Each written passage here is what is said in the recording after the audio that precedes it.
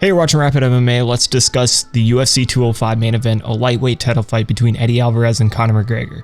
I think from a very general view, we're looking at a striking game plan versus a grappling game plan. There's this very annoying perception that Eddie Alvarez is a boring fighter, but those who actually follow the sport know he's an entertaining fighter. The Pettis fight may not have been entertaining, and many casual fans tuned in to see the Wheaties mascot and former champion display his skills, but instead got Alvarez working Pettis against the cage for 3 rounds. But it's important to understand Eddie's style.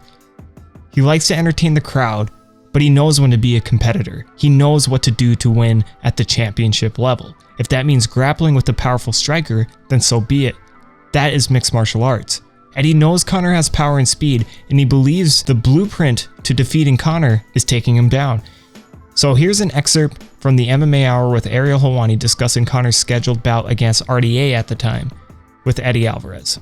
It's a very simple fight for RDA to win, but he needs to implement a ground attack. If he don't, I honestly feel like he can get knocked out just like the other guys, but he can't allow it to be mostly of striking. I hope he sticks to what he's good at and wins the fight in a dominant fashion the way he can. The way I feel like a lot of guys can that aren't doing it against Conor. I feel like there's a simple way to win against this guy, and nobody seems to be doing it. Yeah, I feel like he'll look foolish. I honestly feel like it could be an embarrassment. It could be like everyone in the crowd going, wow, that was it? Why didn't anybody else do that? The guy hasn't been in the fight that we need to see him in. Nobody's implemented an attack. And when someone does, it's over. This whole show's over. The whole goddamn spectacle's over. I don't know why no one's doing it. It's very frustrating. Assuming I don't know why no one's Conor McGregor like he did Anthony Pettis, I began to look at his short UFC run, paying closer attention to the southpaws he's faced. Both RDA and Anthony Pettis give us a good look at how the McGregor fight may play out. RDA has pressure like Conor, and Pettis has the shot selection similar to Conor as well. Now, Conor is much lighter on his feet than Pettis displayed against Alvarez, and Conor's kicks aren't as snappy as RDA's. I also wouldn't doubt that Conor might hold more power than both of them, so what I want to look for is openings from the southpaw stance that correlate with Conor's strengths. Straight left, lead uppercut, pressure, head kicks, body kicks. One thing I know for sure is Alvarez will be attacking the lead leg. He did it to RDA and he did it to Pettis. It's a common opening in southpaw versus orthodox. Let's talk about RDA versus Alvarez first though. If you watch my videos, you know I had picked Eddie Alvarez to defeat RDA by KO or TKO. RDA had quite a bit of success with the straight left and a lead uppercut. He was able to keep his jab in Eddie's face and read his reactions. Eddie ducked his head down quite often to level change, throw punches, or spring for takedowns. That's how RDA was able to time the uppercut. I think Conor will certainly pick up on this and look for that shot. Remember, Conor landed solid uppercuts on Nate. Unfortunately for RDA, his over-aggressiveness and his past susceptibility to the right hand showed in this fight, and Eddie capitalized on it. The key takeaway from RDA versus Alvarez was that Eddie was tagged quite a bit from the straight left, he was hit hard from the lead uppercut, and he also had his back against the fence quite often, and that plays right into McGregor's strengths. Also, we saw Eddie succumb to pressure and shoot in for a takedown. So let's switch over to Alvarez versus Pettis. In this fight, center control was a little more even. Pettis works on the outside often too, so there's a power struggle for center control of the octagon. Pettis isn't a pressure fighter like RDA or Conor. Pettis is more of an orthodox striker, but in this fight he opened in the southpaw stance, so that's why I found this fight helpful. Additionally, Pettis has dynamic kicks and has issues with wrestlers. Pettis certainly has better BJJ than McGregor, but we have yet to see if Conor's takedown defense has improved since his bout with Chad Mendes. Plus, if you remember, Conor McGregor had an injury against Chad Mendes, so keep that in mind. Eddie Alvarez showed some of the same issues against Pettis as he did with RDA.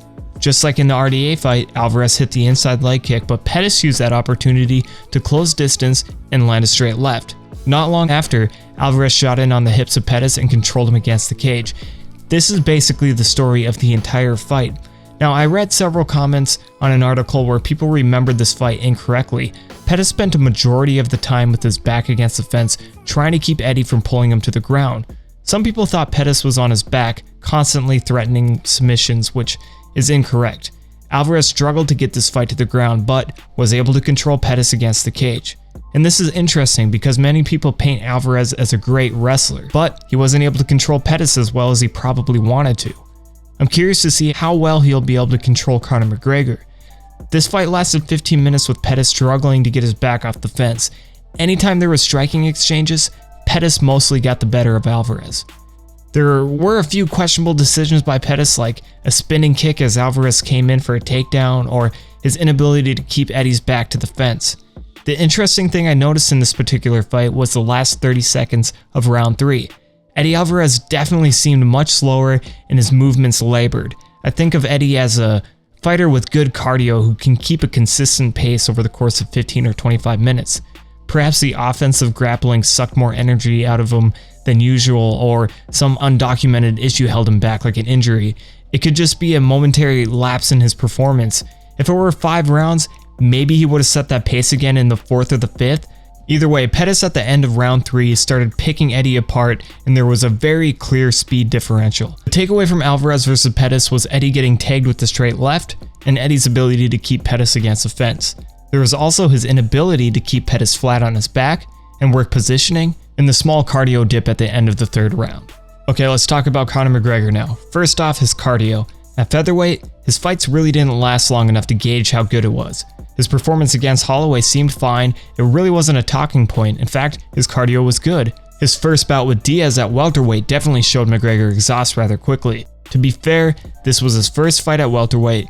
He was hit with clean shots by Diaz, had a very high output, and mostly the body type of Diaz.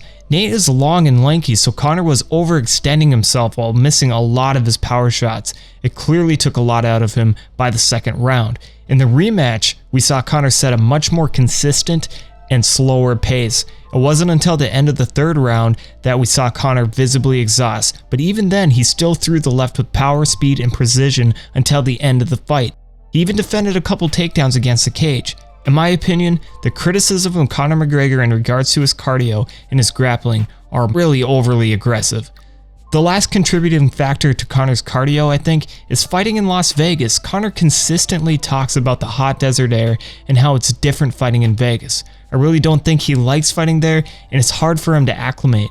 When Conor fought Max Holloway, he seemed perfectly fine for 15 minutes, and that fight took place in Boston. Transitioning to the grappling side of things, from the fans to the analysts to Eddie Alvarez himself, it's expected that Eddie will shoot in for a takedown, make Conor work, and look to TKO or submit him, otherwise grind out a decision victory. Personally, I'd be surprised if this went the distance. I had a hard time discounting the possibility of a decision in the Diaz-McGregor rematch, but in this fight, I have a hard time believing it'll go to a decision. Both of them have proven to be first-round finishers. Eddie has wins by submission, and in general, they both set a very quick tempo. I think Eddie will be looking to finish this fight on the mat, so can Conor defend the takedown? I don't think looking at the first fight with Nate Diaz will give us much insight since his exhaustion set in, he was rocked, and Conor was the one who shot in. Looking at Conor's fight with Mendes is an okay place to start. Mendes has some similar movements as Eddie, but Chad's wrestling is far better in my opinion. We also have to remember Conor was dealing with a knee injury prior to the fight too, which I think makes a lot of sense because Conor's takedown defense is definitely better than what he showed in that fight. In addition, Conor was supposed to fight Jose Aldo, so there are a lot of contributors supposed to fight Jose Aldo performances. Mendes was forced to stay on the outside, overextending to reach McGregor, but still landed some good shots on him. Mendes was able to catch some kicks and take Conor down with ease. Nonetheless, the striking difference was huge, both technically and physically. Conor does well against orthodox wrestler/boxer stylists and keeps them on their heels. Let's go back to Conor's fights before signing with the UFC. Ivan Buchinger. Ivan is currently signed to M1, is riding a 10-fight win streak with 7 of those by stoppage. In total, he has 17 wins by submission and 8 by KO. When he fought Conor McGregor in Cage Warriors for the lightweight belt, he was 21-3. Ivan is an accomplished submission artist, has a Greco-Roman wrestling background, and is currently the #1 ranked professional Russian featherweight fighter. He submitted Steven Braveheart Ray, who is signed to the UFC and holds a UFC record of 3-1. Steve was recently defeated by decision at UFC Fight Night 95 Cyborg vs. Landsberg. I'm surprised Ivan hasn't been signed to the UFC yet, honestly. Ivan didn't approach Conor with a grappling-centered game plan, but instead made a horrible mistake of standing and trading with him. There was a moment though where Ivan tied him up against the fence and tried to work from there, but to no avail. In fact, Conor took Ivan down after a spinning kick. Conor's offensive pressure on the feet seemed to freeze Ivan, and he was hardly able to provide any offense of his own. Even if he wanted to take Conor down, I don't think there was much of an opening. Let's say he dove in for a single leg out of desperation. Well, we can look to Conor's fight with Dave Hill, once again a Cage Warriors bout. This one was for the featherweight title. Dave Hill had a record of 10-2 with 8 of those wins being submissions. To be fair, Dave Hill isn't exactly a high caliber wrestler, but he does have a decent ground game. Keep in mind, Hill lost to Artem Lobov via decision. Still, I'm trying to address the idea that Conor has no ground game, takedown defense, or grappling ability. Against Dave Hill, Conor came sprinting across the cage and putting the pressure on, and he wanted none of that. Dave threw a punch and dove for a leg. Conor saw it from a mile away. He sprawls out and actually pulls guard when he gets a hold of Hill's neck. Conor shrimps out, gets to his feet, while Dave holds him against the cage. Conor was able to reverse position and break away. Conor displayed great punches to the body, kicks to the head, and of course a powerful straight left. Hill had no opportunity standing and was forced to dive in for legs. No matter how hard Hill tried, he couldn't find any success against Conor. In the second round, Conor actually submits Hill via rear naked choke. For those of you who haven't seen much of McGregor's ground game, watch Conor vs. Dave Hill and Conor vs. Max Holloway. So my pick is Conor McGregor to win via knockout or TKO, and I'm thinking early, maybe round 1 or 2. For me, it isn't so much that Alvarez is hittable, because Conor is too, but it's the fact that he ends up moving a lot on the outside with his back against the cage. He does well feinting and moving side to side, so it's sometimes hard for his opponents to land clean, but I think Conor's left hand is much more powerful than RDA's or Pettis's. The way RDA was able to move laterally to keep Alvarez pressured, using head kicks and the right hook and the left straight, were all signs of how a fight will go with Conor McGregor.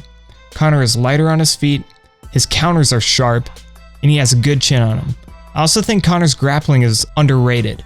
I'm not saying he's going to submit someone like Nate Diaz, but I think he can hold his own against someone like Eddie Alvarez. Conor is very good at judging distance and moving in that space. I think Conor will anticipate Eddie's shots and avoid them. I think we see Eddie lose this fight via TKO, which may surprise some of you that know what kind of fighter Eddie Alvarez is. On the flip side, if Alvarez does prove to be durable in this fight, then we're going to see him hold Conor against the cage and work for the takedowns. He's going to try and wear him out and drag him to the later rounds so he can work a submission or TKO victory from the ground. If Conor can't defend takedowns from Eddie, then I think he'll seriously need to think about moving back down to featherweight.